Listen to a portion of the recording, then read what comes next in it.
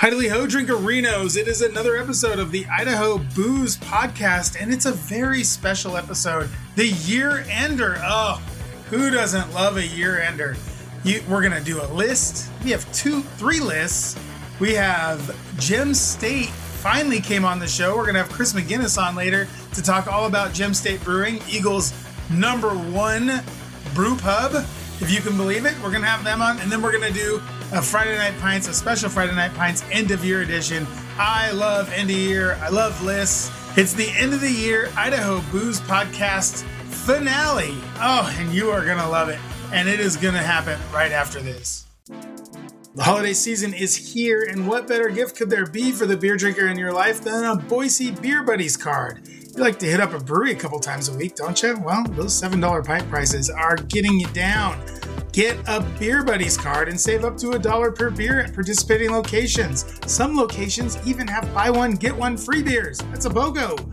Use the card. It's only $25 a year. What do you have to lose? Use my promo code BOOZEPOD at checkout. Get a free card with the purchase of one. Be a buddy. Head to BoiseBeerBuddies.com today and get your cards with promo code BOOZEPOD. Welcome back to the show. We are going to get to Chris McGinnis and Gem State Brewing in just a minute here. I just wanted to go over, I put out my end of year lists on my Substack today. That's idahobooze.substack.com.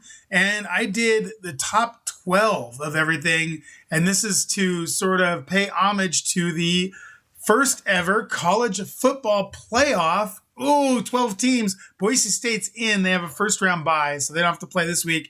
Next week, though, they got the winner of Penn State, SMU, in the Fiesta Bowl. So that'll be pretty awesome. And this will be our last episode of the year, too. So this is it. I mean, we're blowing it all out today. I have a couple of lists here that I put out. I'm not going to spoil the whole list. I'm just going to do a couple from each one. We'll start with, let's see, top 12 not beers from Mostly Idaho. This is the top 12 not beers that I had this year from Mostly Idaho. There is one exception in there, and that exception is Spark Plug canned espresso martinis. You might remember Art Danner came on from Danner Drinks, and he talked all about all of his various sort of drinks and booze and wine and everything else he has. He's got an awesome portfolio. And one of the things he's trying to get into the state of Idaho is this Spark Plug canned espresso martini. Now, I needed some help. I was having a little holiday shindig, and we needed espresso martinis. And I didn't want to sit back there at the bar mixing these stupid things all day long, making espresso, blah, blah, blah, blah, blah. So I reached out to Art. I said, Art, any chance I can get some of the Spark Plug espresso martinis? And he said, sure. He had Sparkplug send them over. We got a bunch of them, and they were a hit. Everybody loved them. Nobody was not wired. Everybody was running all over the house, chasing the dogs. It was a grand old time. Anyway, so thanks to Art for those Sparkplug canned espresso martinis. When those get to the market, make sure you search those out. What else do we have on the list? Oh, my God. House-made syrups. Oh, remember when Nick came on? Great dude. That black pepper coriander syrup. Oh, that thing was amazing. You can put that in anything. You can put it with whiskey. You can put it with gin. You can put it with vodka. You can put it with rum. It is an awesome syrup. Black pepper coriander syrup from House-Made Syrups. So good. And then let's see, Cinder, man, remember when they came on? That was awesome. Joe Schnurr, great dude, poet laureate of the Idaho Booze Podcast. Laissez-Faire Red Blend. This was another thing I got for the holiday party. I just went out. I was like, we need red wine. I don't really want to mess with it. So let's just get this Laissez-Faire Red Blend. It was on sale at Whole Foods. Pick some of that up, and it was a hit. Everybody loved it. We drank a ton of red wine, and it was a lot of fun. And let's see. We'll do a couple more on here. 44 North Sunny Slope Nectarine Vodka. Awesome vodka. That thing is great in a martini. It's great in a mixed drink, wherever you want to get it. Ben, I'm sure, is sampling it right now. You can go find him and get a sample of that. That 44 North Sunny Slope Nectarine Vodka. Really, really tasty stuff. And then finally on the list, the Warren Reserve Cocktail Company, that West 509 Bitter. Oh, man. That West 509 Bitter is so good. You could almost drink it by itself. It's just got this almondy, this kind of, I don't know, what else? It's almondy, it's pecan-y, but yeah, that West 509 Bitter, awesome in old fashions, awesome in everything I've ever had it in. So make sure you check that out from Warren Reserve Cocktail Company.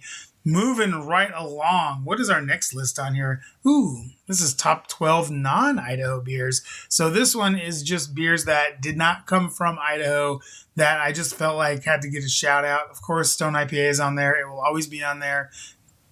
Just don't mess with it. Stone IPA, it's going to be on the list. We got a couple of them from the brewery on here.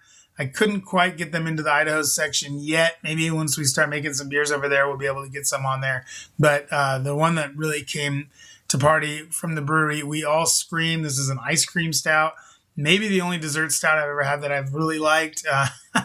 It was really tasty. It had all sorts of cocoa nib and strawberry and vanilla. It was just an awesome beer. Weird beer, but pretty awesome. And then let's see what else is on this list. Obviously, Sierra Nevada Celebration Fresh Hop is going to be on there. And then Epic Brewing, who could forget when we had Clay Turnbow on, that there's always money in the banana stand. The banana rum beer, so good. Worth a try if you see it out there in the wild. A couple more beers on there as well. The 12 list, top 12 non-Idaho beers, so check that out. And then finally, the top 12 Idaho beers. This one, just real quick, honorable mentions go to the Borealis Baltic Porter from Alliteration. Adam came on the show, great dude. Really great job on the show, and that beer is really nice. You can get that. I know it's Sturman's will have it, and some other places will have it around town. Bear Island Brewhouse number 6, their Pilsner continues to get better and better. Nice job by Beth over there at Bear Island. And then finally, Mother Earth Buku IPA. Had to put that on there somewhere. Just an awesome IPA. And then on the list itself, we had, Loose Screw, that Meridian Haze IPA. That one is the one that looked like a sunset or sunrise, depending, I guess, how you look at it. Really good stuff from Loose Screw. Awesome. Also, just a sweet new brewery for them. Really happy for them and everything they're doing. Mother Earth, the Big Mother Triple IPA. I probably went through 2 or 3 4-packs of that. So good. Let's see what else. Gem State, we had the Early Riser Oatmeal Stout on there for that. That really fucking good beer. Try it if you ever head out to Gem State. We talk about it later in the interview with Chris. Let's see. Prost Sockeye collab. Had to put that on there for my guy GB. That special pale 14 degrees. It's kind of a pale lager. Really nice flavor. Kind of crispy with a little bit of I would say caramelly notes, kind of stuff like that. Really good beer. And then I just put the whole Mother Earth Project X series on there.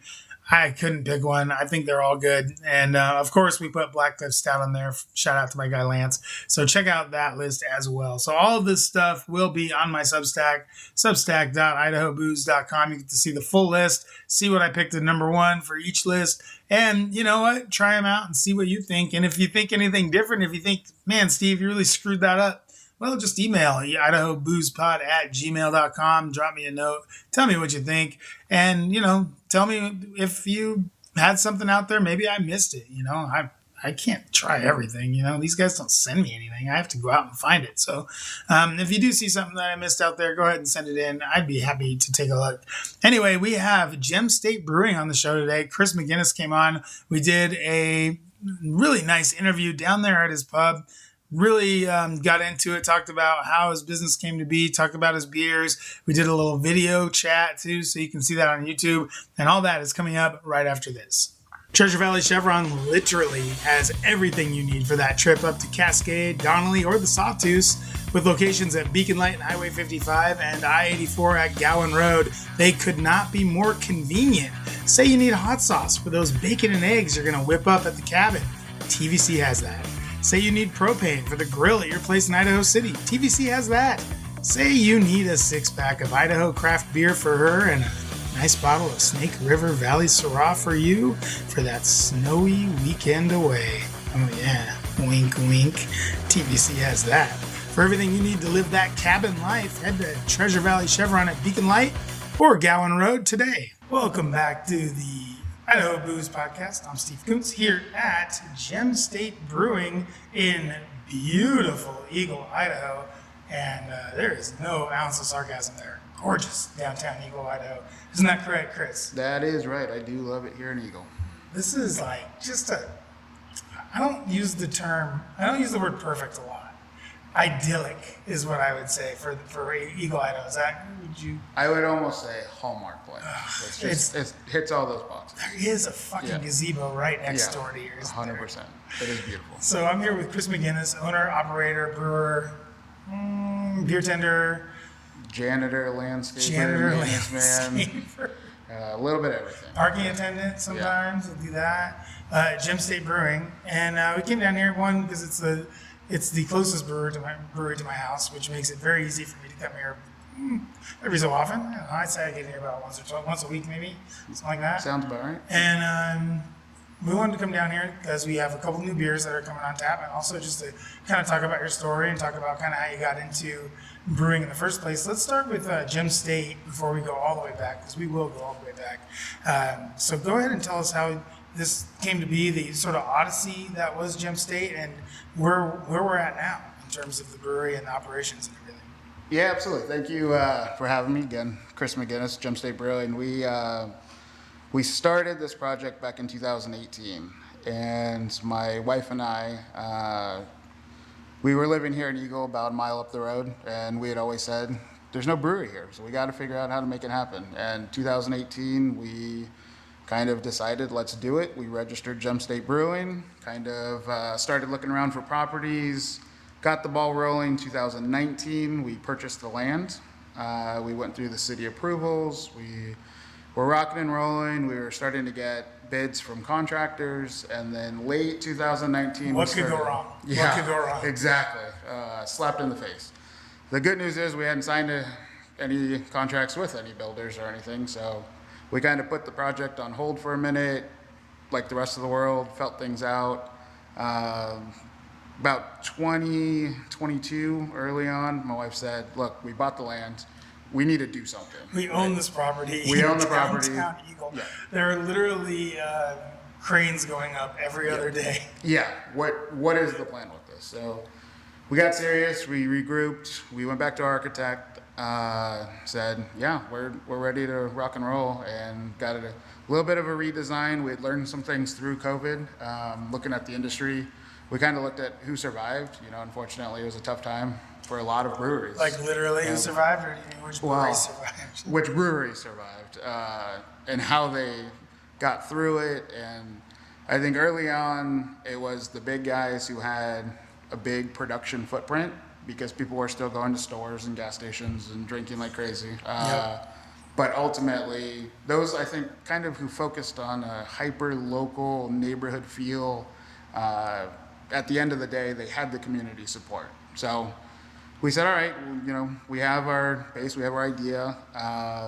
Scaled the building back a little bit. Our architect came up with a beautiful design. We went back to the city, got our approvals, and went out to bid and broke ground late 2022. The one piece, I've been in the beer industry for a while, and I know how to make beer. I am not in the construction, so we were very naive when the contractor said, "Oh yeah, 6 months, you'll be up and running." You showed up with your shovel. Yeah, I was ready to go. I said, "All right, let me help out, guys." Had a bag of quickcrete.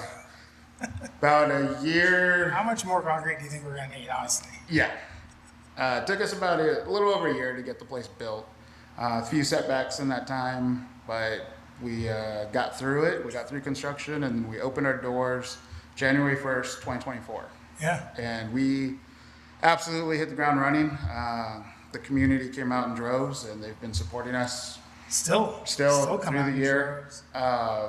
Yeah, we love the location. We love kind of the vibe that we built. We knew we wanted to be that neighborhood pub. Yeah. And we really stuck to it. So you couldn't ask for a better location. I was kind of joking before when I was talking about Eagle earlier, just because I just moved out here and I love it. Yeah. But the location here is awesome. You're right downtown. You're right in the midst of a lot of new buildings, new construction, and you're kind of on like a side of the road where you used to have a lot of street parking. That's all kind of gone away now, but you do have some more parking spaces up and around. I mean, there's more than enough parking, right? Yeah. Oh, yeah. So there's a lot of parking, and it's free, and you have great street access. You have really good signage out front. Everyone can see where you are. Yeah. And also, you really are like the only kind of chill family pub like in downtown Eagle. Isn't that right? Like, Yeah.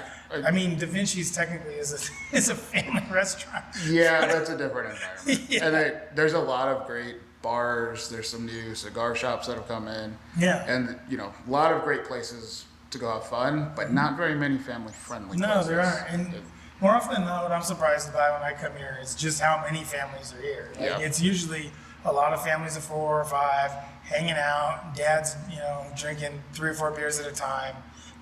The kids run around without any sort of laws or anything. It's just basically like a Thunderdome meets sort of Lord of the Flies vibe around here. Is that how you would say? We set them up on the patios, and there's some cage fighting on Thursday nights. A little bit, and you just like hand them like a bowl of popcorn and you just let them go at it. Like it's actually really neat. Yeah. Like, because there isn't like a vibe like this in downtown Eagle, that's for sure. And there's always like a couple of issues when that happens. So like the 2 things that come up more often than not when I think about those kind of places are the dogs, which you guys allow dogs here. We do. And food. Those are the 2 like big things. So the dog thing here isn't that big of a deal because it's kind of a small area anyway, and most everybody keeps them outside for the most part. I've never really seen one too much inside. Yeah. But the other thing, food. How were you able to kind of manage that? So again, we looked at kind of who survived through COVID, and early on, all the banks were telling us, no, we're not going to lend to this project because we don't have a restaurant attached to it.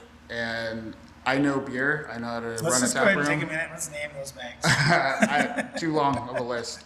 We could have 80s montage, every door closing in my face. It was every bank in town shut us down. But I stuck to my guns and I said, no, we're not. We're not going to be a restaurant. I don't know how to run a restaurant. I don't want to know how to. Nobody should. But we have a lot of food at our doorstep, which is incredible, and it's pretty unique. Specifically, there's Spitfire Tacos and Tequila, 2 doors down from us, who opened roughly the same time. Yep. That we have a little bit of a partnership. You can actually order from our tables through a QR that they provided, and they staff it. They run food over to the table. It works out perfect. It's an option to get some food in here, but you're more than welcome to grab anything else. It's so fast. They turn it, you order, and it's 5 to 10 minutes. You have food at your table. It's better than at Edge. Yeah. Not to cast any shade on poor Edge, or throw dirt over its body, or however you want to put it. But man, oh man, the food, that was always the biggest thing. Like you would go down, and I would know like there were some beers that were like better than others, right? But you'd go down the list, the Google reviews, and it was always like 40 minutes to get a hamburger, 40 minutes to get a sandwich, 50 minutes to get this, all that stuff. And then you come on the scene here without even a kitchen or anything, and I can get a burrito and nachos in like 5 or 6 minutes. It's insane. And that was important. That was, again, I didn't want to put a food option in here just to have it and not do it really well. So we decided, nope, we're going to forego it. We're going to promote all the local businesses. I tried to, through our social media, go around and order something and kind of highlight, hey, we have all this food at our doorstep. Go support them. Grab it, grab some wings over at Bodacious Pig or something, bring it in, sandwiches across the street at Tasso. But yeah, we stuck to our guns, and I'm glad we did. Because of that, so since we don't have a kitchen, we do allow dogs in here. That was the huge thing. Central District Health hasn't, give us any flack for that. The other piece, since we're not a bar, we do have beer, wine, cider, but since we're not a bar, that's how... Well, yes, we did have one incident where we ran out of wine, but we won't discuss that. That was an ugly incident. Yeah. But we are allowed to have children in here. So it works out perfect. And I think this is what we wanted to create, that neighborhood feel, that family-friendly environment, just a place to come relax and have a beer. And it's not overly complicated. Nope, it's not. It's great. I think it's awesome. As I've said before, I've been here a number of times, and I'm usually on my own just because I am. Yeah. Other people are doing other things, and I was like, not last time I was here. Actually, I could not find a place to sit. It was so crowded. There were no seats available. So kudos to you. That's awesome. Great job by the City Eagle coming out and supporting you. I think it's amazing. Yeah. And I think the main reason for that is because not only do you have like a nice atmosphere, it's kind of a good place to come hang out, but I also think you've done a pretty good job with the beers. So this isn't your first rodeo. You've brewed before. Where did you sort of start brewing, and how has that sort of come up to now with your own brewery? Yeah, so I was with County Line Brewing over in Garden City, and this is going way back. County Line was there in the same strip as the DMV. I think previously in that building was Kilted Dragon. Brewing. I had never gotten to experience them. It was Kilted Dragon. That's right. I forgot about that. County Line took them over, and then Zach and Laura Keel, they gave me my start. And I was homebrewing for a number of years. My wife and I were living in the Bay Area, and her family was here in Eagle, and we were visiting every year, and we wanted to make the move, but I wanted to get into the industry. So they were 6 months open. They needed some help, and they said, yeah, if you guys are serious, come out for the weekend, come check things out. And we came, we met them. I brought them some home brews, and Zach said, if you're serious, pack up your stuff, come out, come brew for us.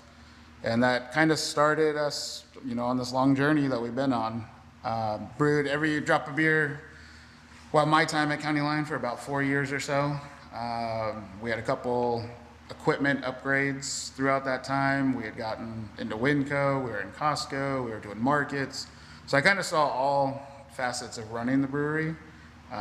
Some of the back end, the day-to-day, dealing with the insurance companies and the banks and all that, I wasn't overly involved in. I could see the stress that created on Zach, and I kind of watched from afar, and now I know the depths of running the brewery, but it fostered my passion for the industry.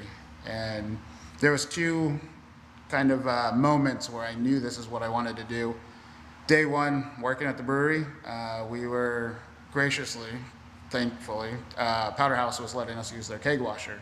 So day one, we loaded up all of our empty kegs into Zach's old Chevy, and we drove down to Powder House, and 10 hours of keg washing, went back, unloaded, went home sore, and told my wife, this is what I want to do the rest of my life. I loved it. Best day at work ever.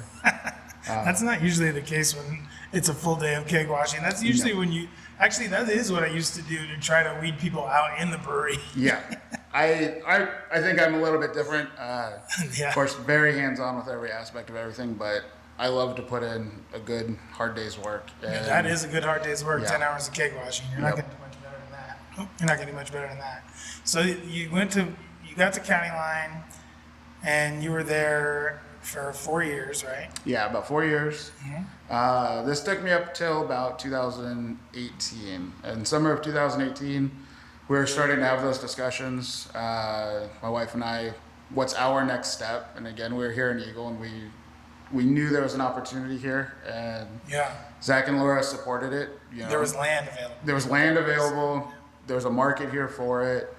And What was here? It was like a dinky little burger joint or something like that, right? this used to actually be the veterinary clinic from Oh, okay. 50, 60 years ago. Just a small little cinder block building, and a 30-foot oak tree, which turned out to be our bar top. That we're Oh, sitting really? at. No kidding. We repurposed the tree Oh, itself. That's awesome. But yeah, so unfortunately, the tree had come out, the building came down, but we were able to. I don't think anyone's going to miss the little cinder We block we thing. don't hear a whole lot of outcry about. So Yeah. the interesting thing about the brewery and where it is now is that, and this is probably like 75% of the reason why my wife and I moved out here, is that this is all growing. This building that just got done on the corner of Eagle and Old State Street, I don't know what it is, but it's gorgeous. Yeah. They've got another, like you said, they've built, Sturman's built a place over there, the Vault has a place over there. There's houses going in all back there, all the way out to Linder. This is just a giant area of growth that's happening right now. So with you guys kind of locked into this spot, what happens when you have, when you get a line out the door? What's next? What could you possibly do to alleviate some of that growth? Because you have your building. Yeah. I mean, this building's not going anywhere, and I don't really see any room. Maybe you could take the parking lot out. That's pretty much the only thing I see. So what do you think is going to happen in that case, or what could you do? That's a good question. We're in a little bit of a unique spot, and I think in the valley, there's a number of breweries that have come into town and they found the industrial spaces and they've leased them and kind of have built their following from there, and then maybe they go and build something or buy a building. And we kind of jumped ahead a couple years by building our own right off the bat. Yeah. There's a second piece to it, so there's a But second you own story. the building and the land. Yeah, we own. So, you're already heads and tails above Yeah. a lot of places. And we're banking our business model. It's not just about the brewery. I love the industry. I love being able to do what I do every day. Merch. But it's the real estate. Oh, the real estate, right. It's the long-term T-shirts. goal. Yeah, for me, the business needs to pay for the real estate. That's what I'm really banking everything on. Oh, It's for sure. not really looking at, what the next 2 to 5 years looks like to kind of capitalize and cash in, cash out. It's let's slow and steady, long and sustained. We want to make sure we can take care of this building, which will then take care of us at the end of the day. So with that, that's how we've set up our whole business model. It's about the community that supports us. It's about giving back to them. It's about continuing to make sure we kind of have a steady flow of patrons. So what does that mean? A clean, comfortable place, a reasonable price, fun events, just really focus on the neighborhood. And then, who knows? Of course, like any entrepreneur, I'm thirsty for growth. And if you would have asked me 2 or 3 years ago, I would have said I want to take over the entire beer market and have Gem State in everybody's fridge and be at every restaurant. Things look a little bit different right now, but we're chipping away. And it is just my wife and I handling everything here. Yes, So, it is. We Quite well, I might say. So one of the things you just mentioned was price. So you've done a pretty good job of keeping your beers at $5. In fact, I think all of them are at $5. Yep, $5 So across the board. that is pretty amazing in this day and age, because right now we are in the era of $8 pints. Yep. And I've been on record many times as saying it's crazy. When there was one brewery that opened up, and as soon as they opened, they were at $7, and I was like, all right, and this is coming from the guy. I'm the one that originally, in this valley anyway, originally wanted to do 10.99 six-packs. No one else wanted to do them. I was all for it.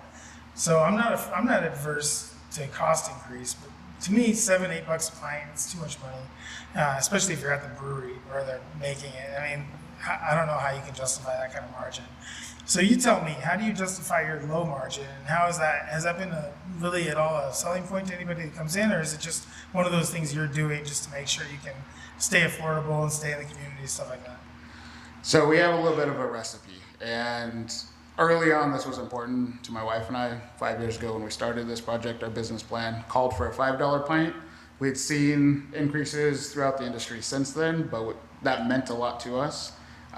If you notice our board, we've crept up a little bit during the winter, but for the most part, our beers are 4 to 5.5%, a couple 6, 8. But what that means is, one, patrons are coming in and they look up and they're excited for a $5 beer. But when we opened day one, we had a 4.5% IPA on tap. And I'll say 95% of people who came in here loved it. And they said, thank you. I can actually enjoy a couple of them. Yeah. A few people said, I want an 8%. What is this? Sorry about that. Yeah, exactly. But people were enjoying kind of a lower ABV beer. And what I've noticed is, people will still come in and enjoy 3 beers. Yeah. And go on about their day, and they've enjoyed 3, 4.5%, 5% beers. For us, it is a little bit of a volume game at $5, and we've kind of looked at how do we make the place comfortable for somebody to hang out for a while, but it's working. And I can say it now, you'll never see 50% of the board 8, 9, 10%. Not that I don't enjoy those beers. It doesn't work with our model. It's not. Start. So this model isn't going to work for everybody, but we have to turn more beers. I have to brew more. I got to wash more kegs. We don't have to put anything in stone quite yet. Yeah. Let's relax. Well, It's something that you're seeing more and more in Idaho for sure. There's a lot of tap rooms these days that have more than half of their tap list is right around that 5% mark. Mm-hmm. And another reason why that you see that is because of taxes. Right here in Idaho, they charge. There's an upcharge. What is it at 5% or is that 6? It's at 5%. Yeah. It's at 5%, right? So 4.99. It doesn't make any sense. It's like all light beer, cool. Anything that's almost not a light beer is charged just like, I think it's taxed the same as a glass of wine or something like that, right? Yeah, it doesn't make any sense. The state of Idaho needs to look at that. We need to look at that as a community too. Yeah. I know it's something that Idaho Brewers United has been looking at too, because it's just not fair. There's no way that you can pull $12 a glass from your 6.8% IPA like a winery can with their wine, with the glass of their wine. Yeah. And it's also not fair for the wine. I mean, it's not really fair for wineries either. You can only pull 4 glasses out of that bottle. It's not, with a keg at least you can make the margin work a little bit better. With the volume. But with the volume. Anyway. It's just how I think we've positioned ourselves. We had some long discussions about price points and who do we want to attract, and it's a little bit of also who do we want to give back to, and I think a lot of people have come in and said, thank you for $20 in my pocket. Yeah. I can come have a couple beers and leave a tip and then go on and still have dinner. Yeah, I'm one of those. I come in, I find $5 in my truck, and I'm like, thank God. Yeah. There's that plus tax. That's all. That'll get you. Well, if you're doing cash, there's a 6% discount. That's a function piece that we did. This whole place is built for function. So when we got a line going and you got cash, I don't want to be fiddling around with change. I did not know that. So all right, hear that, everybody? Bring your Abraham Lincolns in here and go get yourself a 6% knockoff the price. That's a pretty sweet deal. Right on, let's take a little bit of a break here, Chris, and we're going to come right back with Chris McGinnis at Gem State Brewing. We're going to try some beers and see how he's doing with the liquid, as it were, here at Gem State Brewing. We'll be right back. Welcome back to the Idaho Booze Podcast. I'm Steve Kuntz here with Chris McGinnis. We are at Gem State Brewing Company. Cheers, Chris. Cheers. How's it going, buddy? Doing very well. Yeah, Thank you again for coming. You sure are. Look at this place. Gorgeous. Thank you. We're doing a little video thing here. We're gonna for the YouTubes. The kids love the video. I don't know if you've heard about this. Yeah, it's something new. Man, they love it. Yeah, it's new. So we're gonna do a quick flight here. We're gonna go through these beers. We're gonna start with this one's Socialite. This is your blonde ale. This is your best seller, correct? It's up there. Sometimes when we have something crazy new off the wall, we'll take over for the weekend. But consistently, it's clean, crisp, easy drinking, light blonde. Yeah. It kind of threw me for a loop when we opened up. I'm a home brewer at heart. I always want to do crazy, wild things. But the reality is, people just like a good, solid beer, and that's what our Socialite Blonde is. So it's cool because a lot of people, when they do blonde ales, they overdo them. So they think that people want it to be 5.5% or 6%, and they want it to look like a light beer but taste like a heavy beer. It's not the case. Nope. I can tell you right now. You want it to look like a light beer and taste like a light beer. And somebody can come in, like I said, you got a group of 10 people, and you can enjoy 2 or 3 of them and hang out for a while. It's a perfect beer. And if you get food, 6 or 7 of them, easy, right? Easy, yeah. Easy. So that's a responsible. Yeah. Yeah. That's a Socialite. That's tasty. That's tasting really good too. You know what? I think that's tasting better than when you opened. Honestly. I agree. We've refined a couple of the batches, and I think I've got it done. It wasn't bad when you opened, but this one is cleaner. Yep. You don't get so much of the yeasty kind of notes that I would get before, maybe that banana a little bit before. Now it's very clean.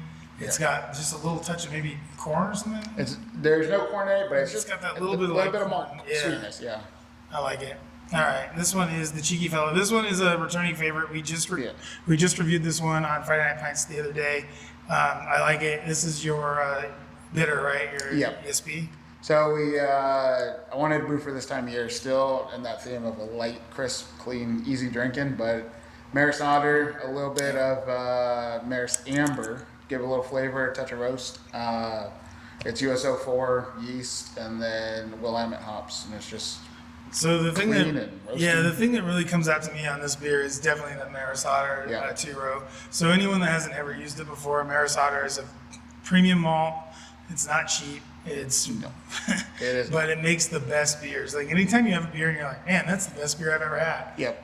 9 times out of 10, there's some Maris Otter in there. Yeah, I love it. It just gives it that nice kind of malty backbone, but a little bit of biscuit, almost a touch of roast. Yep. But not too far. And this has all that with the nice accompaniment of sort of a classic kind of piney, hoppy flavor that I really enjoy. Yeah, I'd give it, just a little bit. So it's not like for all of you Brit heads that are going to come in here trying to watch soccer with your scarves on or whatever, this isn't going to be your classic, no taste bitter.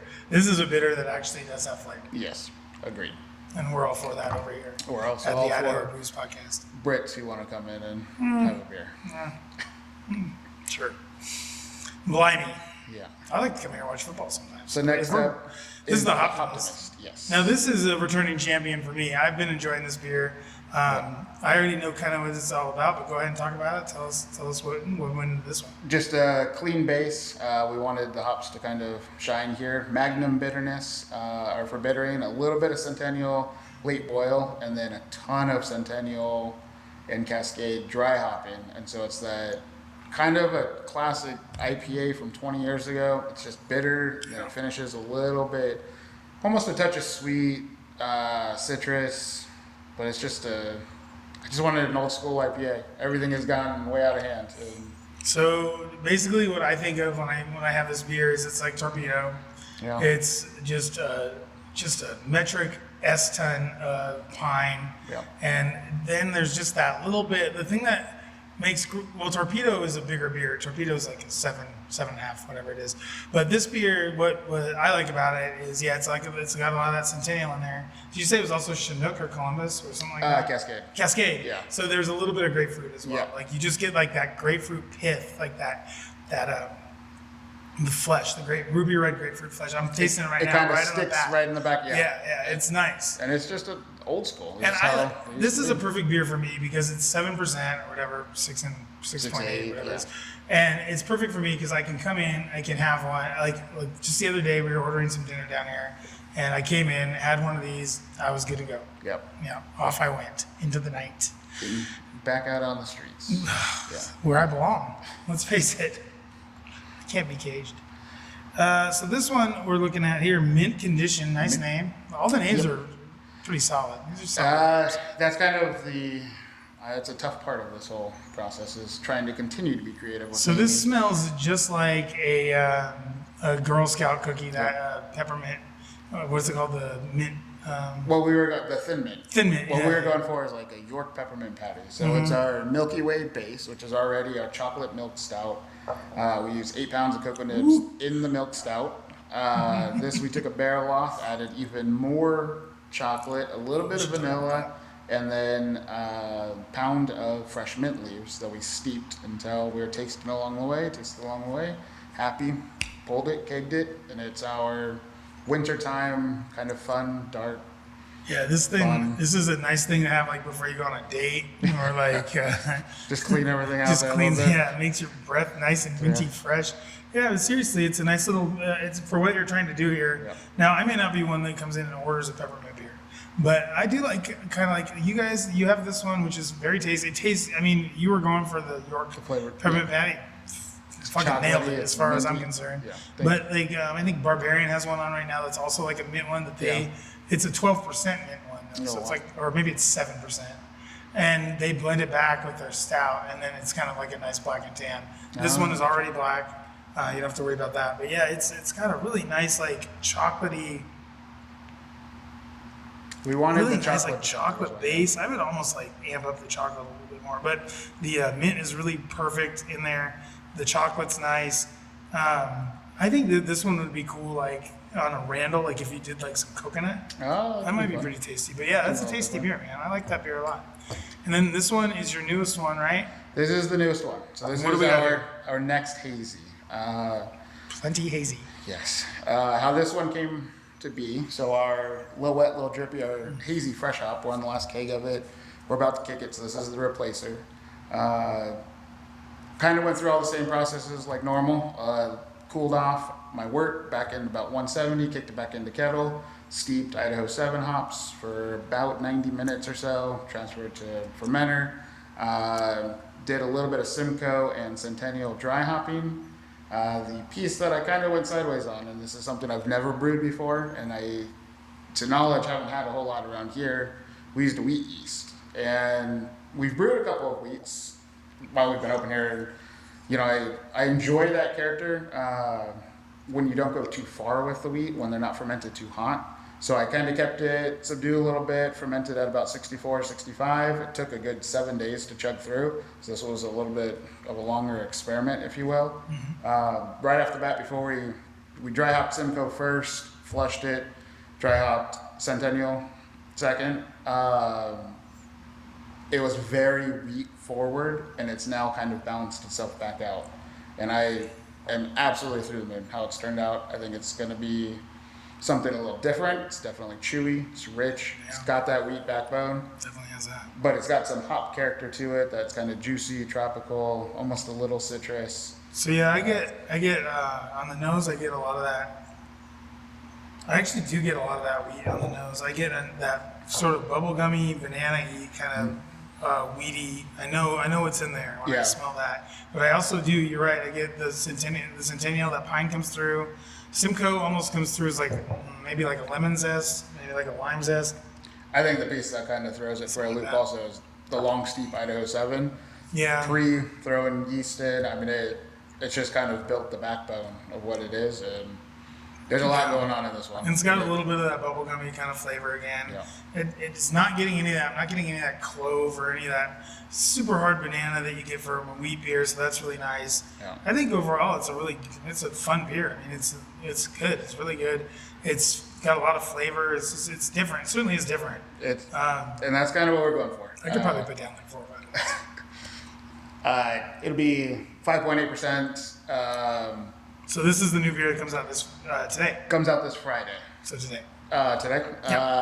We're calling it Note You Didn't. No, you didn't. Where that came from was the look I got from my wife when I told her a couple days later that I pitched a wheat yeast. So that's not part of the program. This one, she's our quality control and kind of puts the challenge down on flavors. And this one I went rogue. I knew when I was brewing it that I was going to try the wheat yeast and it was going to be something a little different, but I didn't let her in on it. Sure. But something fun, something different. You probably forgot. Yeah, forget it. And then I circle back to it and let her know. Yeah. I mean, that makes sense. That makes all the sense in the world to me. Yeah. So yeah, there you have it. There's a nice little 5-pack of beers there from Gem State and Chris. This was, if you have us on the YouTube channel, you're watching this video, and it's a lot of fun for you to see the beers as I'm drinking them, as we're drinking them. And if you don't, well, why don't you go ahead and go over there onto YouTube and subscribe to the channel, and you can see all this wonderful video, this content that we're contenting. Content creators. Oh man. And we're going to take one more break. We're going to come right back and talk some more about the beer off video right after this. Welcome back to the Idaho Booze Podcast. I'm Steve Kuntz, and we are here at Gem State Brewing with Chris McGinnis. Chris, hey. Hello, Steve. Thank you again for having me. Oh, stop it. It's my pleasure. It's been wonderful. Great to be here. Even better now that we've gotten that flight out of the way. Really nice flight of beers. Thank you so much for that. I really appreciate it. Absolutely. Didn't have to do that, and I will settle up on my way out.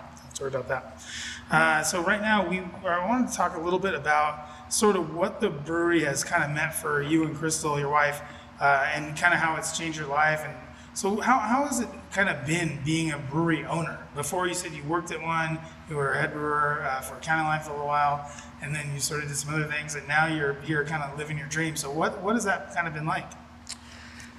Wow, a lot to unpack. We could not be more thankful for the community and the support that we've had over this last year.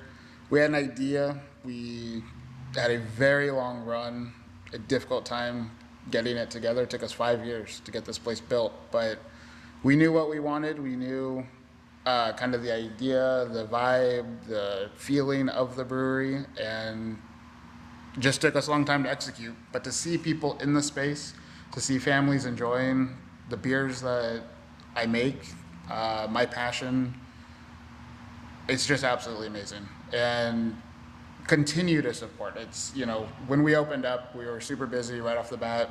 We were kind of the shiny new toy in town, and we didn't quite know if this was going to wane off a little bit or how things were going to go. And I mean, week after week, we have some really wonderful regulars that come in, or people are still finding us. And like just exceptional regulars, really, just awesome people, just amazing, great looking a lot of the time. I mean, everybody's beautiful around here. On a side note, I mean, it's just been wonderful. We absolutely love what we are able to do. And I mean, let's face it, I get to wake up every day and I come down and I brew beer, or I'm running some part of the logistics of just getting beer in the tap room, and then I get to hang out 5 days a week and talk to people about beer. It's an absolute dream to make it happen. Throughout the year, we've done some wonderful events. We've had charities in here that have we opened up on a Tuesday, which would normally be closed, and we were able to host events that could give back to some organizations, or we've had live music in the tap room a couple of times that, again, we can get some people maybe out of the neighborhoods, quite literally said, hey, we can hear something going on. We thought we'd walk downtown and check it out and come hang out for the evening. And we've just been able to create a space that everybody feels comfortable coming and hanging out, and it's what we really wanted to foster. Yeah, for sure. And it's turned into sort of a kind of a gathering, like a meeting place almost, right? Like if there is like a little street fair, or maybe the farmer's market is happening, or whatever it is, I often see people coming down this way and peeling off either here at Spitfire. Yeah. Especially if you're, like we were talking before, like families and stuff like that, which is kind of a cool thing, especially with this community kind of growing as it is, right? Yeah. We've already gotten to know, some kids have gone off to college, and we met them in the summertime when they came in for the first time with their parents, and now they've come back for Thanksgiving or Christmas break, and we're seeing them again, and we're hearing their stories. Yeah, they're giving you their ID, and you're like, your name's not Abdullah. Yeah. It's like, well, wait a minute, I think we played this game 6 months ago. McLovin? I don't think that's right. Yeah, but it's good to see the families growing, and we've kind of indirectly inserted ourselves into a lot of people's lives, and that's what we wanted. We wanted to be a part of the community, and we want to grow with the community. And, for sure. Of course, this is a business, and at the end of the day, we have to make sure things money work. Off the community. We have to make sure the system's working to be able to keep the banker happy and keep everybody going. But the true satisfaction is, every Friday night, every Saturday at noon when families are coming in, and it's fun. Let's talk about the liquid a little bit, kind of get off that topic, and maybe we'll get back to some of that stuff. I know in particular you have some events and stuff coming up, and we'll get to that. So when you first opened, you had, was your board full? Was it 10? Was it? We had 8 beers on 8 tap. beers? Yeah. So are any of those still, do you still make, I think Socialite is the only one I see up there that I still remember from when you opened. We had the Little Pucker was one, I think. Our early light beer was actually Heritage. Like I said, we've kind of refined the light beer recipe a couple of times, so now Socialite's our light beer. Okay. The only one that is on the tap from day one is Early Riser, our oatmeal stout. Right. That is our year-round dark beer. I've brewed it a couple times throughout the year. And I've been brewing this one for years. The recipe's dialed. I'm not tweaking. I'm not messing with it. That's a favorite of mine too. I like that beer. It's just a solid, easy drinking stout. We had Clay Turnbow on from Epic Brewing Company, and they make 825 State Stout, which is an oatmeal stout down there. Yeah. And he's the same exact way. He's like, dude, that beer is dialed. We're not changing it. Yep. I'm going to keep brewing it. It's our favorite beer. It's my, I think it's an oatmeal stout. And for those of you listening out there that are brewers, you're shaking your head. Like, yeah, love oatmeal stout. It's just solid. I think it's a brewer's beer. Yep. I know it. If you've only brewed it a couple of times over the last year, then it probably the sales have probably been. Oh yeah, it's not the number one selling beer, in the middle of summer, it's our dark beer, and you can still enjoy it when it's 100 degrees out. And that's the way it was at Epic too. We brewed 825 State Stout because we liked it. Yeah. And you're brewing this one because I like it too. I mean, I'm happy for it. I think any brewer that comes in probably looks at that long and hard before they pick out an IPA. Right? That's generally how it goes. Yeah, 100%. Everything else constantly rotating. Yeah. We're doing. You've gone through a lot of these little wooden slats. Yes. New beers every Friday is what we've been trying to stick to, and we've been able to hold that. I think we've done some 45, 48 beers this year. Wow. So there's a couple weeks missed, but you sort of have a cheat code for that, right? Go to us and tell us about your cheat code, how that works, and how you're able to do so many beers on your. Is it a 10-barrel system? 10-barrel brew system. We have 210s, 220s for fermenters. So every brewer in the world right now, how in the world have you made 48 beers? We have 2 1-barrel bright tanks. So everything, our whole system is SS Brewtech, and we've absolutely loved these little bright tanks. Yeah. It allows me to brew a 10-barrel base. For example, our Milky Way chocolate milk stout. It's real chocolatey, it's rich, it's delicious, but then I'm able to peel off a barrel at a time and do fresh steeps with other flavors and create these kind of one-off wild flavors that, 99% of the time people are coming in and, wow, this is incredible, I'll have one of these, and then maybe they'll go back to 2 or 3 of their regular beers. But it keeps it exciting for everybody. And the reality, we've had a couple of small experiments that didn't turn out. We tried a blood orange pale ale, and it was just too bitter and too pithy almost, so we dumped it down the drain. And it was only 31 gallons that we're dumping down the drain. It's not a full 10-barrel batch. 300 gallons. Yeah. So it's allowed us to really play and kind of push the envelope, but it keeps it fresh, it keeps it exciting. Yeah. And you do your sour in there. we do sours, and we can do literally anything with these 1 barrels. And the nice thing, my wife and I, we're pretty adventurous, and we'll be out trying a dessert, and she'll say, "Hey, can you do a curry, thyme, rosemary, something?" Rather than say, "Oh, let's try it. Let's see what happens." And speaking of which, we can try a little bit of everything. You make your wife park across the street and down the street. My wife also works for the City of Eagle. So, does she work for the City of Eagle? I didn't know that. Yep, Tuesday through Friday. She is. She just walk to and from work. Walk to work. Yep. That's awesome. So I love the cheat code. I love that you have a pretty, I would say, technologically advanced system. Go ahead and tell us a little bit about the system and what these like weird black things are on the side of them. Is this a thing where you can use your phone and you can do stuff, or how does this work? So everything we have is SS Brewtech, and I've been brewing small batches with them for coming up 10 years now, and we absolutely love the efficiency, the quality, everything about their equipment, so I knew that's where I was going. Ironically, 5 years ago, I went to their warehouse and priced everything out. When I went back to them and said, "Okay, I'm ready to order," some of the equipment had gone down in price, and it was that way with the G&D chiller. We just saw recently there was a grain press release that went out from where we get a lot of our grain from, that they've actually reduced some of the price. So some of the blanket... It's like that November election is already... Yeah.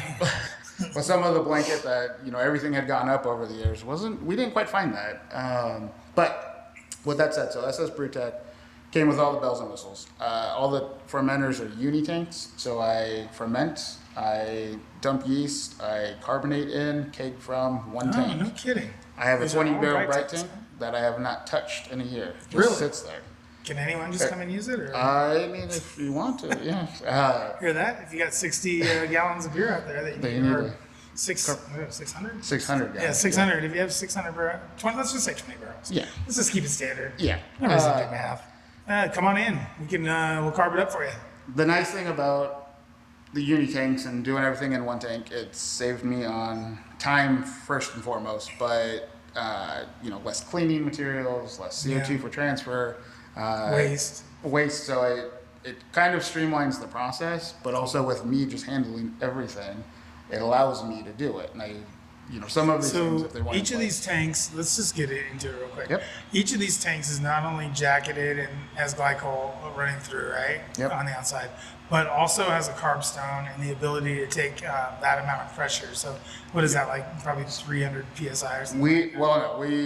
We run them only at 15 PSI when we're but what usually, can they handle? They can handle up to 30 is what they're 30. They're certified for, and we have blow-off valves and everything, so we don't push them too hard. Of course, we'd never want a tank to explode or anything silly to happen. It's always very scary when that PV valve or whatever thing goes off. But no, we carbonate in all of the tanks. Something about the beer also that we've stuck to, we don't add anything to the beer. So you'll notice each of our batches are sometimes clear, sometimes not. You don't do any finings? We don't do any finings, any shelf stabilizers. During brew day, I don't top up for volume. So, when I do my transfers, I have my calculations in the kettle. I shoot for 310 gallons transferred to tank, but sometimes it's 285, sometimes it's 317. We don't top up anything because I don't want diluted water from what didn't run through the kettle. For me, that's a pure product. Yeah. Everything is deal breaker. So we that's how we brew. But the whole process, it's like I said, it's designed for function. This entire place is built for function. Handle high volumes. One person to take care of brewing. Our walk-in cooler is oversized, so we looked at how big do we need it, and then doubled it, and then built everything around it. Yeah. So we really you're a little bit Scandinavian, aren't you? I am No. No? Oh, I have family that lives in Sweden. Oh, okay. You have yeah. I was going to say, okay. She's you have family 100% that lives in, Hispanic, but yeah. You have family that lives in Sweden? Yep. It just sounds very familiar to me as a Norwegian. Oh yeah, we come from an IKEA background. A family that's been in IKEA for 25 years. I love it. So it's all about logistics and handling. Exactly. And, Everything has to be form and function, yes, right? 100%. And that's how we built it. One of the things I really do like about your brewery is that it's easy. It's easy to get a beer. It's easy to kind of sit down. There's no like QR code. There's no like messing around with too much stuff. Yep. You just come in, order. Usually you or Crystal are here. Actually, not even usually, always.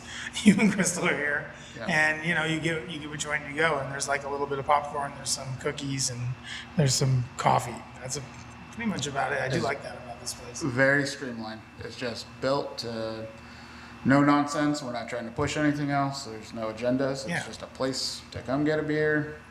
And let's talk about your pints to go. So you do a little bit of a canning process. What's your canning process, and what beers are you canning? Do you can all of them? Do you can some of them? And is there any way that any of those could end up in like a local convenience store or anything like that? So we bought a American Because I know canning. a convenience store that could take you. One day, we'll get there. We bought an American canner. I think it's the AT1 single head, but it's a fully semi-auto canning machine that I can hook up either to a tank or to a keg and purges CO2 as it's filling, hits a little CO2 under the lid. So I mean, it's a full legit steamer canner. And again, it's mobile, so it allows me to set it up. I can knock out a couple hundred cans real quick, fill up our fridge to go. That's amazing. So it's not just like you're not just rocking. It's not a full day. But I have to do a whole batch. I can do what we need.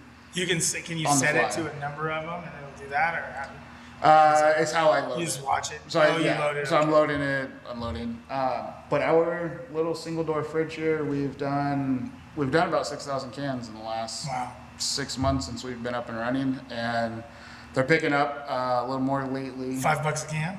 $4 and $5. So most of them are actually $4. We're not canning everything. So since we don't add clarifiers, shelf stabilizers, anything to kill off the yeast or pasteurize or anything, we don't can our fruit beers. That's a good idea. So it keeps it clean. I've been on the wrong end of that before. Yes, and that's definitely what we want to avoid. But we'll can, IPAs, light beers, cheeky fellow. Minty chocolatey beers? Not mint chocolate. Nothing with those adjuncts. We decided the mint chocolate beer. Yeah. It grew on me. And what can I say? Delicious. I like a York peppermint patty. Yep. So you can come in, you can grab 4-packs, 6-packs. We sell them singly. You can come grab 1 can. We have a gentleman who comes every Friday night and gets 3 cans. And that's like that guy. That guy used to come to my growler station and buy growlers. Probably. Now he's doing that. It's good. Speaking of growlers, just a quick touch on, we don't have growlers to sell. We didn't build our system to efficiently fill them, but we will fill growlers if people bring them in. So, and you can get. Do I have to bring my own little tube thing in too? Or do you I've have got one of the those? tubes. We ensure that they're clean. They're rinsed. We'll sanitize if needed, but we will fill growlers. Hear that? You can bring your big dumb cup in too. I bet and get that thing filled up. If you bring in a gallon gas can, I'm probably not gonna. Fill it, but, Oh, come on. Yeah. What if it says Treasure Valley Chevron? Help out our sponsors. Debatable. That's awesome. Thank you so much for walking us through your brewery and telling us all about that stuff. I know you don't like to talk about this stuff, so this is nice that you're able to bring us in and kind of open the curtain a little bit, as it were. I appreciate it. Yeah. And so what's coming up next? You have this note you didn't. The note thing is throwing me off. I just like going, no, you didn't. And there's a note in there. Note you didn't. So that's coming out today. That's out Friday. Yes. Then you have, what else coming up? You have a couple of events coming up, and you have a big anniversary coming, right? Yep. So today we're doing an ugly Christmas sweater party. Note you didn't, and we're also releasing an orange chocolate. Name to be determined, but it's also off the Milky Way, kind of like the mint, but like those little Terry's chocolate balls. Orange Giant's belt. We'll put that on the list of possibilities. So we got big ugly Christmas sweater party. Christmas Day, we're going to be open noon to 5. Nice. That was important to us as well. We were open. Yeah, you did that Thanksgiving, Day. right? Yep. Yeah. So any of the big holidays that fall on the normal days that we're open, wife and I didn't have a whole lot to do, and we don't have a whole lot of family. So what? Or you guys can before come down noon. and You can come up. Yeah. So we'll be open noon to 5. Watch some football. on Christmas, and then our big 1 year party. So we've lasted at least a year, and we haven't killed anybody, and we've, paying our taxes Still and time. keeping everybody happy. Big 1 year party is Saturday, January 4th. Open up at noon. We're gonna have a fun beer that I'm not gonna say what it is yet because it hasn't been done, and we're still in the works of how to put it together. No. But it's gonna be something different, of course. Okay. But we got food truck. We're gonna have fun. Just a big day to relax and celebrate and kind of reflect on Nice. where we've been. What's your food truck? Sear and Savor. The Smash Burger food truck. They're out here on our grand opening day. Oh, They're nice. gonna be out here again. And they're going to be out here on the street They'll be parked or out in the front. parking lot? Out front? Yeah, we'll have our patio heaters going, Cool. and just should be a good time. I think we'll have some fun. Awesome. Well, I look forward to that. It's on Saturday, January 4th Yes. for the Gem State's big 1 year blowout bash. That should be an exciting time. I look forward to stopping by that. I'll be just coming off what I'm sure will be an awesome win by Boise State at the Fiesta Bowl. Should be a good time to be out here and check that out. And for those of you that haven't been out here before, to Eagle, to Gem State Brewing, where exactly are you guys located? We are at 293 East State Street. Most recognized, if anybody's been to downtown Eagle, there's a big gazebo at the Heritage Park. Yeah. 1 block down. You can't miss us. Can't miss it. From there. It's right there. And Chris McGinnis, thank you so much for having me out here today. It's been a real pleasure talking with you about your brewery. I can't wait to be back in here probably tomorrow. What are your operating days again? How do you guys? So we are open Wednesday through Sunday. So during the week, Wednesday through Friday, we're 3 to 9 p.m. Saturday, we're noon to 9, and then Sundays, noon to 7. Nice. Okay. Well, thank you so much for having me out today. It's been great talking with you. Thank you for the beers, and thank you so much for helping us out today with another amazing interview, I'd have to say. I saw you on another podcast. I don't want to bring it up before, but it was hurtful. But it's fine. I think I'm doing all right. I'm sure those guys come in here and buy beer all the time, so I'm not going to worry about it. Yeah. That was a while ago. That was getting the project going. You guys are just getting the project going. So anyway, this is great. We didn't even talk about your house that you built upstairs, or my idea to put a candy cane in each one of those mint conditioned beers. Oh. I think you should get those. You should be doing that. That's a good way to give those candy canes away because nobody's going to take those. We can Let's get face into it. that next time. Let's face it. That could be episode 2. Let's face it, no one's going to take those things.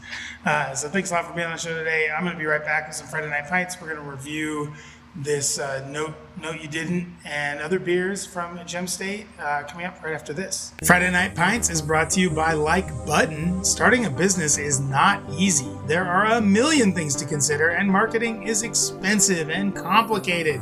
With Like Button Startup Plan, you get paid search, social media marketing, and email for just $2,000 a month. Get back to doing what you do best and let Like Button handle the rest. Visit likebutton.us today and get that startup special. That's likebutton.us. All right, welcome back to the Idaho Booze Podcast. Wasn't that interview great with Chris McGinnis from Gem State? Guy's awesome. Thanks a lot, Chris, for coming on. And we are going to start Friday Night Pints with his new hazy IPA that comes out today, Note You Didn't.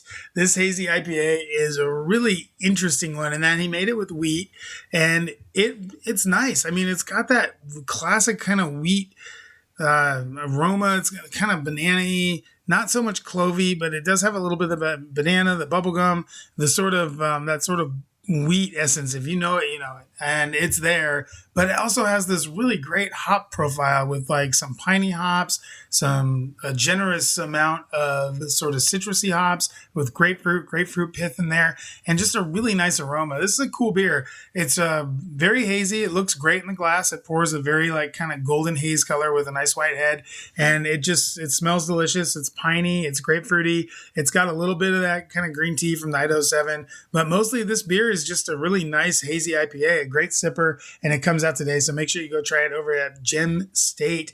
And then also we tried, what else did we try? That peppermint beer. So that peppermint milk, the milk stout thing was awesome. I actually couldn't stop drinking it. It did have that flavor, just like York peppermint patty. Really nice beer. And I really just couldn't stop drinking it. So I can't recommend it enough from Gem State Brewing. Well, that's all we really tried this week for Friday Night Pints. We also have some new beers coming in. This is from my boy, Mike Teeter, over there at Whole Foods. He has a new beer from Fort George coming in, Mirrored Realities. And then we also have a Czech lager from Freem, along with barrel-aged stouts in those 375s from Freem. So look out for those. Also, Fort George Pizza Pals with a Cellar Maker. So that should be good. We remember having that last year. Pizza Pals was a really fun beer, nice little kind of a light IPA. Breakside is going to have Best Coast, West Coast. This is a collab with Grains of Wrath. And Freem is going to have a Strata IPA coming out all there over there at Whole Foods. You can check those out this weekend, and those will be out there. And we're going to take a quick break, come back with some holiday cocktails that we got right here on the Idaho Booze Podcast. This show brought to you by Idaho Brewers United. Download the new Idaho Brewers Trail app on Apple or Google today. Actually, you know what? I'm not going to read another ad. I'm just going to open the app up right now and kind of walk you through it so you can see how easy and fun it is. And I just got this at the Apple, whatever that store is. So you go onto the app and right away you see a bunch of breweries listed here. And they're all sort of listed by geographic location. So I'm in Eagle. So the first one that comes up is Gem State. And we're going to go ahead and let's see. It comes up. It has the address, has a phone number. It has all the social medias that you need on there. It has the hours. Then you go to events. You can see upcoming events. You go to posts. You see, a bunch of other people that were there. So it looks like Dawn was there 10 days ago. He got a brown porter. Didn't have much to say. I like it, Dawn. Short and to the point. So yeah, you can go and see what other people checked in on, and then you can check in yourself, which I can do right now. I have successfully checked in. And you know what? That's not all I want to do, because obviously you want to get on the Idaho Brewers Trail to start stamping your passport to get rewards from local breweries. So we're going to stamp our passport here. And since I was there the other night and not there right now, it's like, hey, look, you're not there. You got to click manual stamp request. All right, I'll do that. You're the boss. And there's my photo. I'm going to put that on there and then I'm going to submit my request. And hopefully that stamp comes through pretty soon from that big board of people, huge board. So you head to idahobrewers.org, sign up for the newsletter, download the Idaho Brewers Trail app today, start checking in and start getting your stamps and winning cool stuff from Idaho Brewers and idahobrewers.org. Welcome back to the Idaho Booze Podcast, and it is holiday season, and I had to get a couple of holiday cocktails. First, from our friends over at Warren Reserve Cocktail Company, Christmas in Paradise. This one does sound amazing. We have 2 ounces of bourbon, half ounce coconut rum, 2 ounces coconut milk.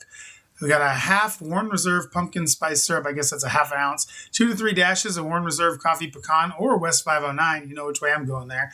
And some freshly grated nutmeg. So you put all those in a shaker with ice and shake it up till it's cold. Strain into a rocks glass with ice and top it with a little bit of that nutmeg. Sounds pretty awesome. Christmas in Paradise. So as a reminder, all of these will be on the Substack, so you can check them out there as well. Pumpkin Spice Vodka Martini. Oh my goodness. 2 ounces of vodka. I recommend 44 North or Old Potato Vodka from Koenig. 1 ounce of Headframe Orphan Girl Bourbon Cream Liquor. You could do that, or maybe just Bailey's. Bailey's will work too. Half to 1 ounce of Warren Reserve pumpkin spice syrup. I do have that syrup, and it is delicious. 2 to 3 dashes of Warren Reserve orange bitters. Those are also very good. Pinch of ground pumpkin spice for garnish. Put all those into a shaker with the exception of the pumpkin spice and shake it up. Rim a martini glass with sugar and ground pumpkin spice. Pour the cocktail in the glass and put some more pumpkin spice on top for garnish. Sounds pretty awesome. Pumpkin spice vodka martini. You have to try that out. And let's see, one more here. We got a holiday gin and tonic. Now we're talking. We got 2 ounces of gin, 3/4 ounces cranberry or pomegranate syrup, 3 to 4 ounces of tonic. So I imagine you just kind of fill up with tonic. 3 to 4 dashes of Warren Reserve orange bitters and a rosemary sprig, cranberries or pomegranate for garnish. And, if you want to make that syrup up yourself, that's fine. Making syrup's very easy. Just do half cup sugar, half cup cranberry, half cup pomegranate, and simmer and reduce that until it's a nice little consistency. So you add gin and syrup to the glass, stir that to combine, add ice, and top with tonic water. Garnish that with rosemary and cranberries, and you got yourself a holiday gin and tonic. Thank you so much, Adrienne Warren from Warren Reserve Cocktail Company, for those beautiful recipes. And we have some more here from our friends Ben and Keith. Remember them? Man, we just could not get them on the show this week. They were so busy doing all the things that they do. So let's see. Ben sent me a couple of really awesome ones. We have the Sinhuck Martini. Oh my God. 2 ounces of 44 North Mountain Huckleberry Cream Liqueur. I don't know where you would get that.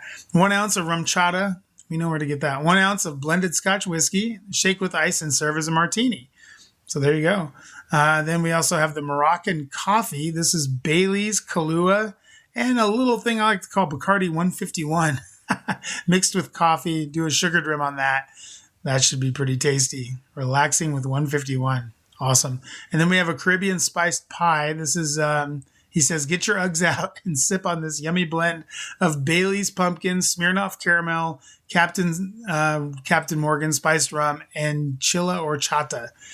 Man. So that I imagine is probably a 1 to 1 to 1. So just do 1 ounce of each of those things and you should be pretty good. And then, let's see, Keith had, oh yeah, this is awesome. So Keith, rather than giving us like a recipe for a drink, he recommends making this holiday syrup. And this is just, you're going to make this simple syrup. It does not sound very simple, but trust me, it's not that hard either. So you get one vanilla bean, you split that up, 3 sticks of cinnamon, a half nutmeg grated, 1 star anise, peels from 1 orange, 3 cardamom pods, 3 cardamom pods, and 2 clove pods. And the way you make this syrup is you boil 2 cups of water and reduce to simmer, add ingredients, and let simmer for 10 to 15 minutes. Then what you do is you strain that spiced water through a cheesecloth or coffee filter, or anything that'll get the particulates out. You rinse out the pot, and then you add back in 1.5 cups of spiced water and bring it back to a very low simmer, just hot enough to dissolve sugar. Once hot, add 1/2 cup of demerara sugar. That's the dark brown sugar. You can also use white sugar. Stir till dissolved, then remove from heat and let cool till room temp. Then put in a sealable container, a jar, something like that. And it should be good for a couple weeks. If you want to extend the life on it, you can add a tablespoon of vodka. That actually does extend life by a couple months. And it's a neat way to actually preserve simple syrups, is just to put a little bit of vodka in there. I mean, it's not like, you're not putting these into drinks already. So you can use that. Keith says in old fashions, whiskey sours, and island rum punch. Go ahead and visit him on Libation Education on Instagram. That's Keith Nero's Instagram. You should check that out and follow him, Libation Education. And then Ben has Kelsey's retirement. It's a 44 North party. Presents Kelsey's retirement and Ben's birthday. This is going to be tonight, and it will be at the Fireside Inn starting about 7 o'clock. So they're going to have $5 44 North your way, so whatever you want. $5 Porter's Fire Shot, $6 Fire Ginger Mule, Huckleberry, they'll have all the flavors, $6 Doc Holidays, don't know what that is, $6 Neck Bombs, that sounds good, and then they're going to have some tequila specials as well. So get down there to the Fireside Inn in downtown Boise tonight at 7 o'clock. Go see Ben, make him pour you a sample of that nectarine vodka. That stuff is really good. Thanks a lot, Ben and Keith. You guys are the best. And once again, we'll have all those recipes on the show notes, so you won't have to worry about writing them down as you're jogging around your neighborhood or walking your dogs or gardening or whatever it is you're doing. We'll be right back with the close of the show. This is the Idaho Booze Podcast. The holiday season is here, and what better gift could there be for the beer drinker in your life than a Boise Beer Buddies card? You like to hit up a brewery a couple times a week, don't you? Well, those $7 pint prices are getting you down. Get a Beer Buddies card and save up to $1 per beer at participating locations. Some locations even have buy one, get one free beers. That's a BOGO. Use the card. It's only $25 a year. What do you have to lose? Use my promo code BOOZEPOD at checkout. Get a free card with the purchase of one. Be a buddy. Head to BoiseBeerBuddies.com today and get your cards with promo code BOOZEPOD. Welcome back to the Idaho Booze Podcast. Thanks so much for listening. Oh, it's been a great year. Thank you so much to everybody out there who has subscribed or listened or shared the show, written an email, or followed me on many of my social media accounts. Thank you, thank you, thank you. We really appreciate it. And we have so many cool things coming next year. We have one awesome development that's already happened that I'm really excited to announce at the beginning of the year. We have guests already lined up for January. We have gimmicks galore. Oh my God, the gimmicks. There will be so many gimmicks. I'm so excited for all the gimmicks. So thank you so much for listening. I really appreciate everything and all the comments, all of the emails, else, everything else. Let's see more. Keep them coming. I really appreciate my sponsors, Treasure Valley Chevron, Idaho Brewers United, Boise Beer Buddies, and Like Button. Thank you all so much for sponsoring the show. Really appreciate that. And most importantly, just anyone out there. I mean, all you guys that listen, it's just awesome to be able to hear the feedback and see that you guys are actually enjoying the show. So without further ado, I will end the show for today and for this year. We're not going to have a show next week, and we'll be right back in the new year with some really fun guests and some really fun shows. So thank you so much for listening. Good day and good drinking, everyone, and Happy New Year.